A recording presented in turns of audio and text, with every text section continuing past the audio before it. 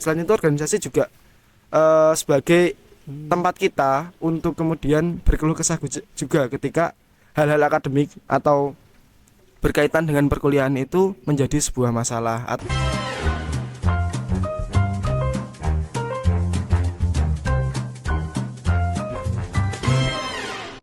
Salah satu tantangan terbesar mahasiswa adalah bagaimana cara mereka membagi waktu dalam perkuliahan dan juga organisasi.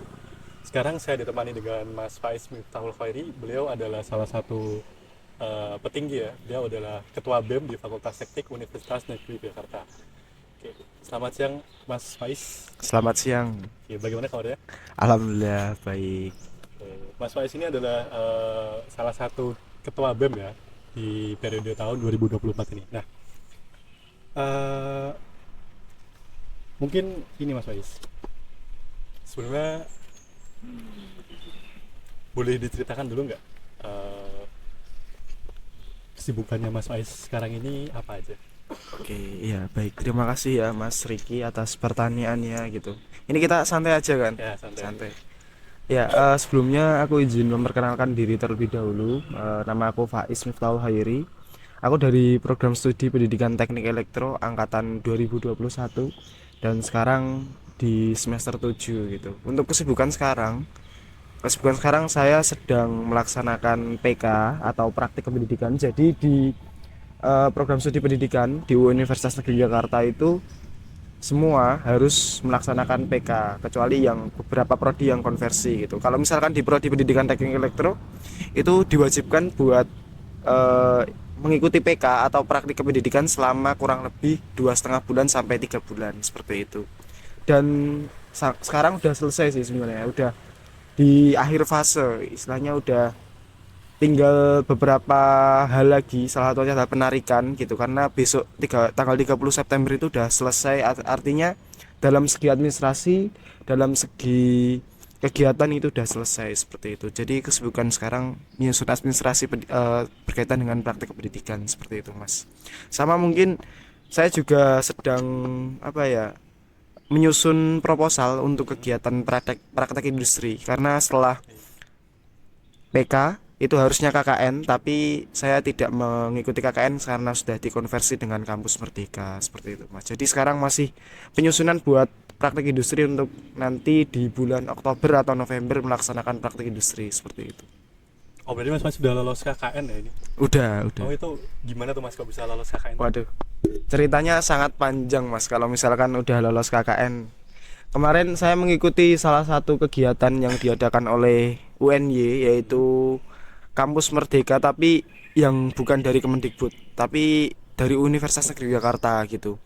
Dulu itu ada 4, kalau nggak salah, 4 kegiatan. Ada UNY mengabdi, terus UNY mengajar, kemudian ada Wirausaha Merdeka Mandiri atau WMM. Nah, saya mengikuti WMM kemarin di bulan Desember sampai bulan Maret di tahun 2023 sampai 2024 seperti itu. Oh, berarti dari 4 yang ditawarkan itu semuanya bisa dikonversi jadi KKN? Bisa.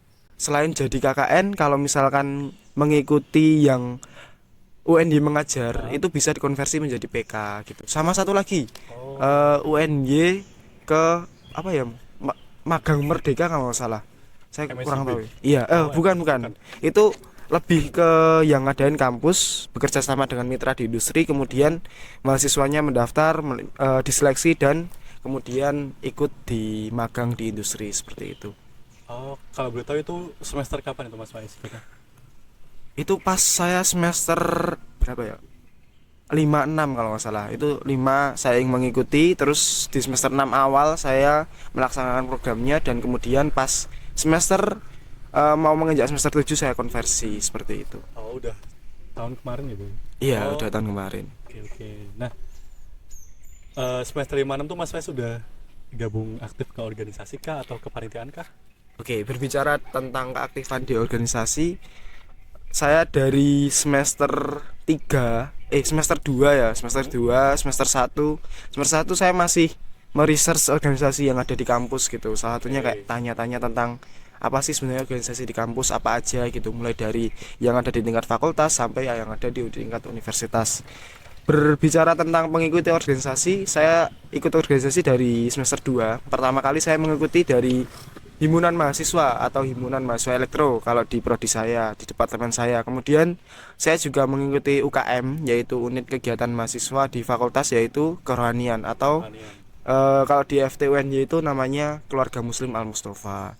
Kemudian di semester 5 sama 6 semester 5 sama 6 saya mengikuti 4 sama 5 ding Mas. 45. 4 sama 5 saya mengikuti di universitas, mengikuti BEM universitas. Oh, Bemunif. Kemudian di semester 6 sampai sekarang saya di BEM fakultas, kembali ke fakultasnya sendiri gitu. Oke, berarti bisa dibilang udah 2 kali join BEM ya, udah 2 tahun ya, hampir 2 tahun. Iya, tapi dalam lingkup yang berbeda gitu. Iya. Karena pas di BEM universitas kan lingkupnya luas gitu. Kita bisa bertemu dengan teman-teman fakultas lain. Kemudian tingkat partisipasi atau fungsionarisnya juga lebih besar gitu karena tingkatnya adalah universitas. Kemudian di tahun terakhir ini saya mengikuti BEM fakultas, artinya kembali ke fakultas sendiri, yaitu fakultas teknik seperti itu. Dan orang-orangnya juga teman-teman saya sendiri atau di fakultas teknik berbeda dengan yang ada di universitas seperti itu Mas. Oke, kalau kita berbicara soal soal organisasi, pasti kita nggak lepas dengan yang namanya kepanitiaan ya, Mas. Iya. Nah, kalau boleh tahu Mas Faiz dulu apa aja sih kepanitiaan yang pernah diikuti itu? Oke, untuk kepanitiaan yang pernah diikuti sebenarnya banyak sih Mas, nggak bisa disebutkan. Tapi yang menurut saya bisa mengenang dan juga benar-benar melatih bagaimana pengalaman, bagaimana soft skill ataupun bagaimana saya bisa sampai sini itu adalah di PKKMB gitu. Yang pertama di PKKMB. Saya pertama kali mengikuti kepanitiaan yang besar itu di PKKMB FT atau PKKMB fakultas. Mulai dari dulu itu kegiatannya bahkan sampai sekarang masih sama sih.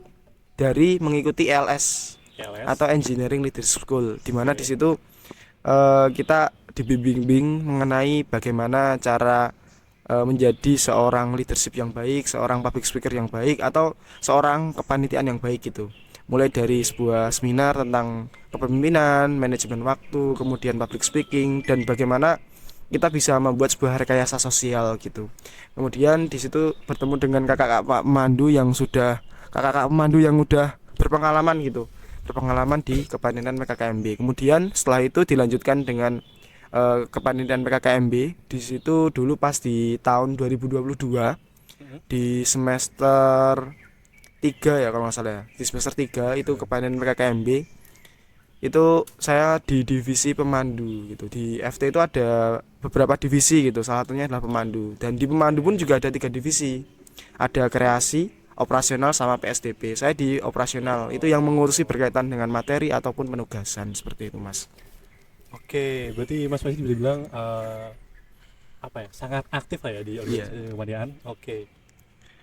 Kalau untuk ini berbicara soal organisasi juga kepanitiaan, Mas Faiz kan bisa dibilang sangat sangat sibuk ya, sangat padat lah istilahnya hari-harinya. Nah, terlepas dari organisasi dan juga kepanitiaan, pastikan kita juga ada tanggung jawab di dunia perkuliahan. Ya. Oke.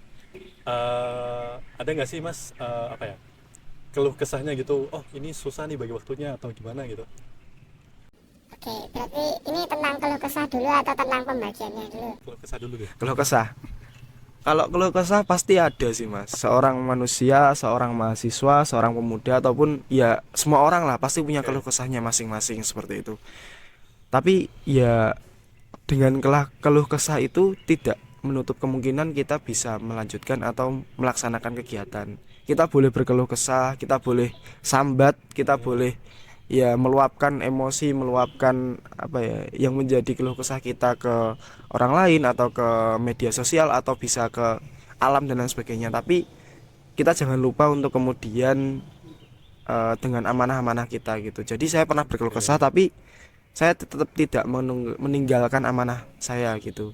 Jadi itu sih yang menjadi prinsip saya ketika saya lagi capek-capeknya organisasi atau kepanitiaan, saya tetap berkeluh kesah gitu. Entah saya ya menyendiri atau kemudian cari tempat untuk me time dan lain sebagainya. kemudian saya meresearch me-charge kembali atau mengecas energi saya kembali untuk kemudian melanjutkan kepanitiaan atau organisasi itu sendiri gitu. Oke, dan juga ini ya, buat perkuliahan sama organisasi kan pasti itu bisa dibilang adalah 1 kali 2 kali itu pasti ada yang bertabrakan kan Mas. Ya, Nah, benar. cara Mas Faiz buat mengatasi hal seperti itu gimana? Oke, berbicara dengan antara kuliah sama organisasi ini sebenarnya ada sebuah prioritas penting gitu. Kita di sini sebagai mahasiswa pertama kali masuk adalah amanah kita adalah ya berkuliah gitu. Dari orang tua kita amanah kita berkuliah, melanjutkan program studi, melanjutkan jenjang studi ke perguruan tinggi kan untuk berkuliah gitu. Ya, Kita dibiayai oleh orang tua, kemudian dibantu oleh orang tua untuk kemudian bisa melanjutkan jenjang studi itu merupakan salah satu amanah dari orang tua gitu. Jadi amanah terbesar kita adalah berkuliah. Tapi tidak menutup kemungkinan kita hanya berkuliah saja gitu. oke. Nah, saya berprinsip atau dari saya sendiri itu bilang kalau misalkan akademik itu penting. Tapi kita organisasi itu juga penting gitu. Kalau kita cuma berkuliah saja atau menyelesaikan akademik saja, apa sih yang kemudian bisa kita dapatkan dari akademik itu? Mungkin ya secara nilai bisa bagus gitu. Kemudian secara pengalaman berkaitan dengan akademik atau materi perkuliahan itu pasti bagus kalau kita fokus ke akademik saja. Tapi bagaimana kita buat mencari relasi ataupun pengalaman soft skill itu apakah bisa didapatkan ketika di akademik? Tentunya kan nggak semua program studi itu pasti memberikan fasilitas itu gitu. Makanya perlu yang adanya organisasi. Perlu adanya organisasi untuk kemudian menunjang hal itu gitu. Selain itu organisasi juga sebagai tempat kita untuk kemudian berkeluh kesah juga ketika hal-hal akademik atau berkaitan dengan perkuliahan itu menjadi sebuah masalah atau menjadi sebuah struggle kita gitu. Kita bisa bercerita dengan teman organisasi kita atau kita bisa berkeluh kesah dengan teman organisasi kita agar kemudian mendapatkan sebuah solusi seperti itu. Jadi antara kuliah dengan organisasi itu sama-sama penting gitu. Tinggal bagaimana kita mengatur ataupun membagi waktunya seperti apa gitu. Ketika kita lagi kelas atau lagi kuliah ya kita kuliah dulu gitu. Organisasi mungkin bisa setelah ini. Tapi kalau misalkan benar-benar bertabrakan gitu, ada forum, ada kuliah, ada rapat. Nah, itu kan 2 hal yang berbeda atau 3 hal yang berbeda. Ya. Ada forum di organisasi ini, ada rapat di organisasi ini, sama ada kuliah yang bentuknya mungkin Zoom ataupun ya secara online gitu. Itu kan 3 hal yang berbeda dan kemudian disatukan di waktu yang sama gitu. Ya kita harus pandai-pandai yang pertama buat mengatur waktunya. Kita coba buat misal di kuliah itu kita mendengarkan melalui Zoom meeting, kita dengarkan dan kita merecord agar kemudian nanti bisa dijadikan sebuah catatan-catatan gitu. Atau ya kita mendengarkan sambil mendengarkan rapat juga gitu. Ya menurutku itu sebenarnya nggak efisien sih karena kita nggak bisa fokus ke satu hal gitu. Tapi ya caranya ya seperti itu. Kalau cara yang saya lakukan seperti itu, saya tetap ikut rapat, ikut forum, tetapi saya juga ikut kuliah gitu. Dan ketika hal itu terjadi, saya melaksanakan yang namanya kalau misalkan kuliahnya udah selesai, saya record, saya coba lihat lagi videonya, kemudian saya catat atau saya notulensikan sebagai bentuk catatan dari perkuliahan. Kemudian di organisasi ketika nggak bisa maksimal ya saya baca notulensi dari hasil rapat seperti itu. Oke, dari itu ya. Berarti kita kembali lagi menentukan prioritas kita dulu ya. Nah, Iya. itu perkuliahan, organisasi maupun kepanitiaan. Eh, Rata-rata ini kan mahasiswa sekarang tuh mereka tuh pada struggle di bagaimana cara dia manajemen waktunya. Mereka biasanya tuh kayak panik duluan dan sebagainya gitu lah. Nah, kalau dari Mas Faiz sendiri sih, ada nggak karakter-karakter yang harus dimiliki seseorang itu agar mereka bisa terampil dalam mereka membagi waktu gitu? Oke, kalau berbicara dengan karakter itu menurut saya bukan menjadi hal yang perlu untuk diikuti dari saya gitu. Karena kan Oke. karakter seorang berbeda-beda gitu. Ya. Tapi mungkin saya bisa berbagi sebuah sharing atau cerita gitu bagaimana karakter yang dibentuk dari saya pribadi untuk kemudian bisa membagi waktu itu. Yang pertama, berbicara dengan karakter seorang mahasiswa, tentunya kita bakal disibukkan dengan yang namanya perkuliahan ataupun ya tuntutan akademik gitu. Nah, karakter yang saya tunjukkan atau karakter yang saya terapkan saat ini gitu adalah akademik itu menjadi kunci utama dari perkuliahan, selesainya sebuah perkuliahan gitu. Kemudian berbicara tentang karakter organisasi itu adalah sebuah hal ataupun apa ya, kita dapat karakter itu bisa dari organisasi gitu. Jadi ya organisasi satu dengan yang lain itu berbeda-beda, dan karakter di suatu tempat dengan tempat yang lain itu juga berbeda seperti itu. Maka saya harus kemudian menyesuaikan karakter itu. Kalau dikatakan karakter organisasi sama perkuliahan itu sama atau beda, ya beda gitu. Karena ya tempatnya aja udah beda seperti itu. Nah, bagaimana caranya kita biasa menyesuaikan? Ya kita ikut nimbrung, kita ikut ngobrol dengan yang lain, kita coba bangun relasi dengan yang lain di organisasi itu agar kemudian kita tidak terus-terusan struggle, atau kita tidak terus-terusan apa ya, cuma gini-gini aja gitu. Kan kita di organisasi kan tujuannya adalah mencari pengalaman, mencari relasi, menambah soft skill, kemudian juga menambah pengalaman-pengalaman kita agar kemudian bisa diterapkan ke hal yang lain atau organisasi lain kan. Maka dari itu ya kita coba buat apa ya, kita hadirkan karakter kita mandiri dulu, kemudian kita coba research atau kita coba buat cari sebenarnya karakter organisasi ini seperti apa gitu. Apakah bisa cocok dengan kita atau emang nanti malah membunuh karakter kita gitu. Jadi jangan sampai kita ketika udah masuk ke sebuah organisasi karakter kita malah terbunuh gitu. Tapi berusahalah agar kemudian ketika kita masuk organisasi kita bisa nyaman, kita bisa bahkan memberikan hal-hal baik dari kita, kebermanfaatan bagi kita agar kemudian nanti diterapkan ke yang lain seperti itu. Oke. Sangat dalam menurut saya. Apa yang sama dalam? Sebenarnya ini ya, Mas udah apa ya, terlatih lah ya buat bagian waktunya gitu. Kalau berbicara tentang terlatih atau enggaknya, sebenarnya masih banyak orang-orang yang lebih terlatih ya daripada saya. Saya lebih ke apa ya, orang yang bisa menyesuaikan aja dengan kondisi sekitar seperti Adaptasi itu. gitu ya. Iya, adaptasi. Ini nih, ada nggak di suatu titik tuh, di suatu momen tuh Mas Faiz tuh benar-benar yang merasa tertekan gitu di dunia perkuliahan, dunia organisasi dan juga kepanitiaan gitu? Oh iya, tentang ini ya, merasa tertekan. Iya, Saya belum cerita sih itu. Tapi saya pasti pernah sih, semua orang pasti pernah merasa tekanan, mendapatkan tekanan atau sebuah beban, entah dari orang lain, dari sebuah event, dari organisasi dan lain sebagainya. Kalau diceritakan di sini mungkin sangat panjang, tapi saya sedikit cerita satu hal yang bikin saya tertekan gitu. Ketika pembagian waktu dari organisasi, saya pernah mendapatkan sebuah apa ya, tekanan di mana ketika itu kondisi akademik saya ataupun perkuliahan saya itu sedang yang namanya UAS. Dan itu dilaksanakan secara online, tapi memang harus di waktu itu gitu. Secara online tapi harus di waktu itu. Zoom gitu ya? Iya, lewat Zoom, dipantau lewat Zoom, kita mengerjakan melalui e-learning seperti itu. Nah, kemudian saya juga ditekankan atau dibebankan mengenai sebuah rapat, yang mana rapat itu merupakan rapat yang penting gitu, atau rapat yang internalnya gitu loh. Kalau misalkan rapat ini nggak dilaksanakan, itu ya kondisi-kondisi eksternalnya bakal apa ya, berantakan atau nggak bisa terselesaikan gitu. Saya pernah berada di kondisi itu. Akhirnya ya saya putuskan buat ikut kuliah dulu, ikut menyelesaikan UAS ini, karena memang di kegiatan UAS ini itu nggak bisa digantikan gitu mas, nggak bisa digantikan di hari yang lain gitu. Makanya saya gitu ya? Iya, kemudian di rapatnya bukan saya undur rapatnya, tapi saya coba buat berkomunikasi, karena kita kan di organisasi nggak mungkin buat sendiri gitu. Kita kan berorganisasi untuk ya bersama-sama, bergotong royong gitu. Saya mengamanahkan atau saya izin kalau pas itu posisinya saya bukan sebagai ketua atau apa, tapi di bawahnya ketua gitu. Saya izin ke ketua buat saya izin terlambat dulu, saya mau menyelesaikan UAS ini terlebih dahulu.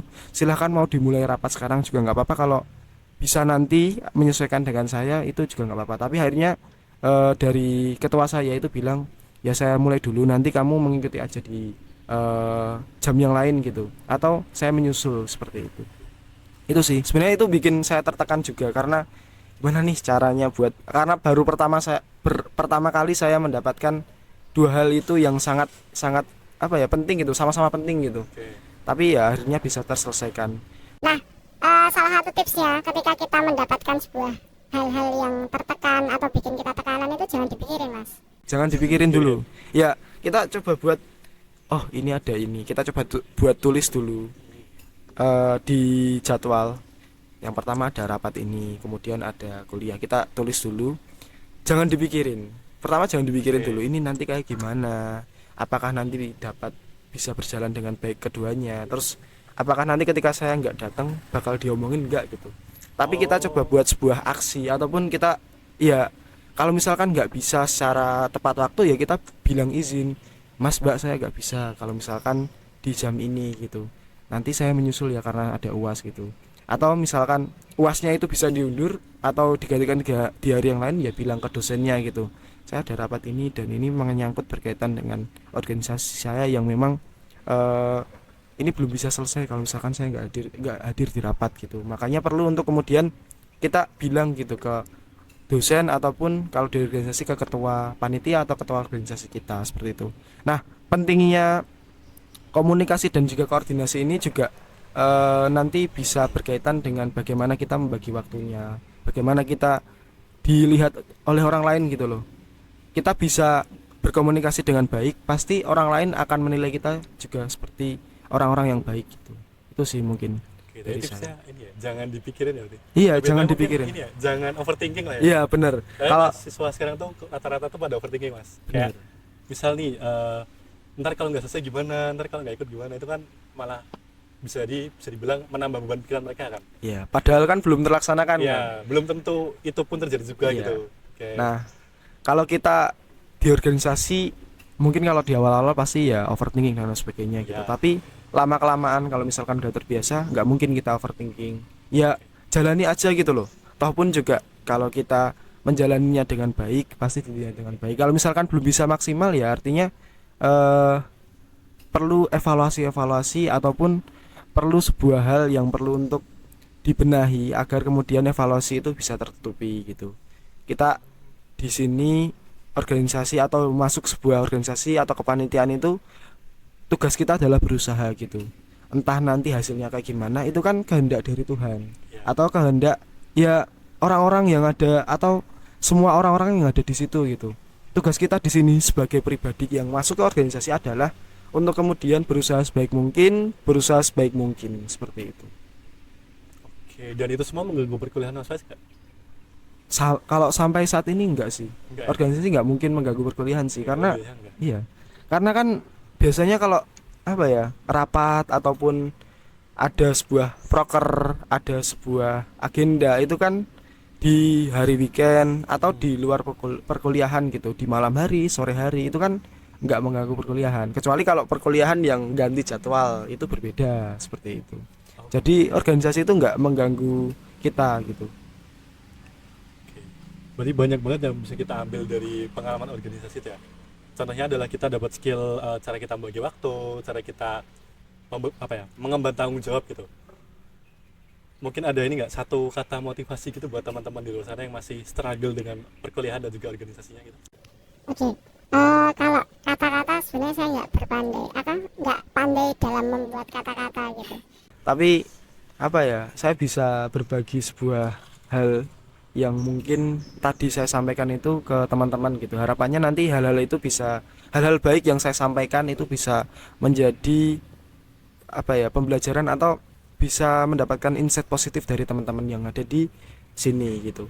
Nah, kalau kata-kata dari saya adalah ketika teman-teman udah masuk sebuah organisasi, udah masuk ke jenjang perkuliahan, teman-teman jangan pernah takut dengan yang namanya perkuliahan ataupun organisasi. Tapi coba buat research, coba buat cari, coba buat apa ya, explore diri kalian di dua hal itu, di organisasi ataupun perkuliahan, agar kemudian nanti ketika ke depan teman-teman menghadapi tantangan kehidupan atau tantangan zaman yang semakin berubah ini, teman-teman bisa menghadapinya dengan baik. Teman-teman nggak takut lagi gitu loh, nggak kaget lagi gitu. Ketika teman-teman udah masuk organisasi, ketika di luar, kembali ke kampungnya masing-masing, kembali ke lingkungan nya masing-masing, teman-teman tularkan hal itu, teman-teman apa ya, ceritakan hal itu ke yang lain agar kemudian bisa membentuk hal-hal positif di situ. Kemudian kita tidak bisa untuk kemudian apa ya, berharap lebih kepada sebuah hasil. Yang Oke. bisa kita lakukan adalah berusaha sebaik mungkin gitu. Ketika ada suatu hal yang bermasalah ataupun sesuatu hal yang belum bisa sesuai dengan ekspektasi, ya kita evaluasi gitu. Kecuali memang evaluasinya itu berkenaan dengan pribadi gitu. Kemudian ketika teman-teman berorganisasi, jangan terlalu membawa pribadi teman-teman gitu, tapi bawalah karakter-karakter yang membangun sebuah organisasi itu agar lebih baik, seperti itu sih dari saya. Oke, berarti ini ya, kita maksimalkan dulu hari ini, hasilnya gimana, pasti hasil itu tidak akan mengkhianati suatu proses gitu ya. Ya benar. Oke. Oke, terima kasih Mas Faiz atas ilmu dan juga sharing-sharingnya pada pagi menuju siang hari ini. Semoga yang telah disampaikan oleh Mas Faiz bisa kita dengar, kita cerna, dan juga kita telaah, terus bisa kita implementasikan juga di kehidupan kita sehari-hari. Oke, terima kasih juga kepada semua pendengar dan juga penonton Jawara Podcast. Sampai jumpa di Jawara Podcast episode berikutnya.